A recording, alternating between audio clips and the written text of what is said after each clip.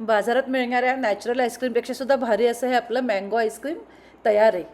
किती छान दिसतंय बघा. एका बोलमध्ये काढते मी.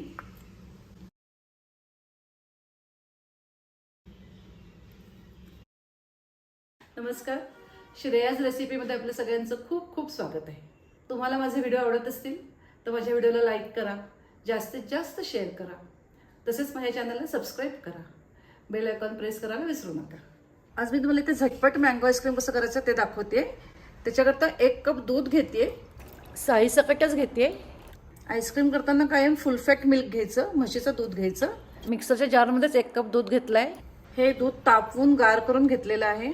3/4 कप दुधावरची साय घेतलेली आहे. तुम्ही अमूलचं फ्रेश क्रीम सुद्धा वापरू शकता, पण मी घरातली दुधावरची साय घेतलेली आहे. एक 3-4 दिवसाची साय साठवून ठेवून द्यायची आणि ती घ्यायची. इथे दूध, साय हे सगळं गार घेतलेलं, एकदम गार आहे ते.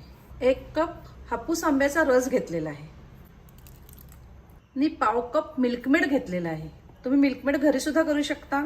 मिल्कमेड घरी कसं करायचं ह्याचा माझा व्हिडिओ आहे, त्याची लिंक तुम्हाला मी डिस्क्रिप्शन बॉक्समध्ये देते. ते व्हिडिओ जरूर बघा. नाहीतर विकत मिल्कमेड मिळतंच, ते वापरलं तरी चालेल. मी हे विकतचं वापरलेलं आहे. हल्ली नेस्लेचा 200 ग्रॅमचा पाऊच मिळतो. तो जर तुम्ही आणला तर त्याच्यात तुमचं 2-3दा आईस्क्रीम होईल. इथे आपल्याला कुकिंग वगैरे काही करायचं नाही, त्यामुळे हा आईस्क्रीमचा बेस करायला अगदी 5 मिनिटं लागतात. नंतर फक्त आईस्क्रीम सेट व्हायला काय वेळ लागेल तो. आता मिक्सरमधनं मी हे चांगलं चर्न करून घेते. प्लेन झालं पाहिजे. अगदी 20 ते 25 सेकंद हे मी मिक्सरमधनं फिरवून घेतलेलं आहे. किती छान झालंय बघा. कलर बघा किती सुंदर आलाय. हे बघा एकदम प्लेन झालेलं आहे. साय, आंब्याचा रस, मिल्कमेड, दूध सगळं छान ब्लेंड झालेलं आहे. आता आईस्क्रीम सेट करायला मी इथे काचेचा कंटेनर घेतलेला आहे. तुम्ही प्लास्टिकचा घेतलात तरी चालेल. शक्यतो स्टीलचा वापरू नका. हिटालियमचा जरी घेतलात तरी चालेल.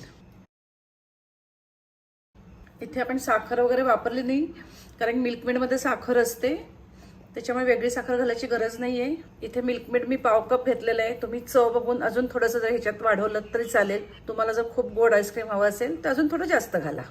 क्लीन रॅप जो असतो तो घेतलेला आहे, तो असा ह्याच्यावर लावूया. त्याच्यामुळे काय होतं, बर्फाचे असे क्रिस्टल्स तयार होत नाहीत. तुम्ही प्लास्टिकची दुधाची पिशवी असते ती जरी कापून ह्याच्यावर अशी आत बसवलीत आणि वरून झाकण लावलं तरी चालेल. आता आपल्याला आईस्क्रीम सेट करायचं आहे. त्याच्याकरता हे फ्रीजरमध्ये ठेवून द्यायचं आहे. तर आता मी 2 ते 3 तास फ्रीजरमध्ये ठेवून देते, नंतर तुम्हाला दाखवते. हे बघा 2.5 तास होऊन गेलेले आहेत. तुम्हाला आता दाखवते. अजून सेट व्हायला हवं आहे.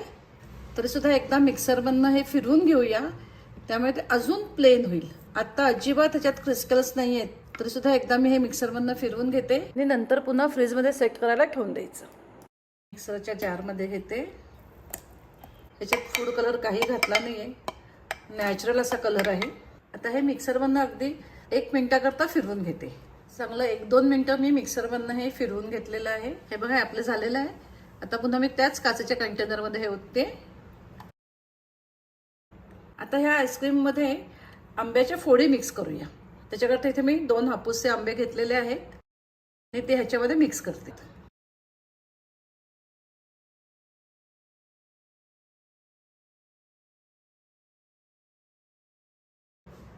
थोड्याशा अशा वरनं घालूया.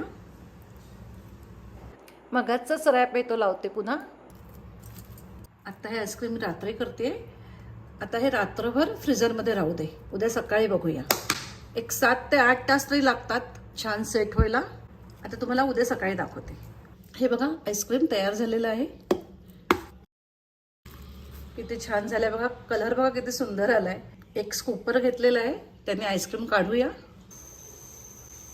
किती इझी निघतंय बघा.